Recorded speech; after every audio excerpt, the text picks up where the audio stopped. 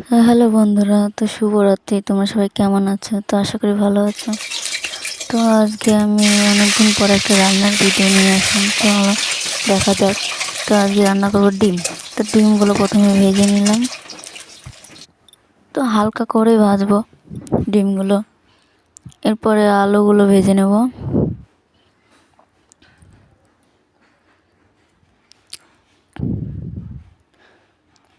তো আমার আলুগুলো ভাজা হয়ে গেছে।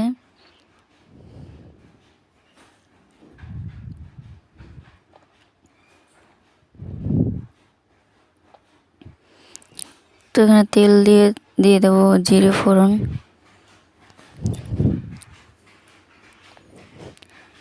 তারপর দিয়ে দেবো পেঁয়াজ কুচি। তো হালকা লাল লাল করে পেঁয়াজগুলো ভেজে নেব।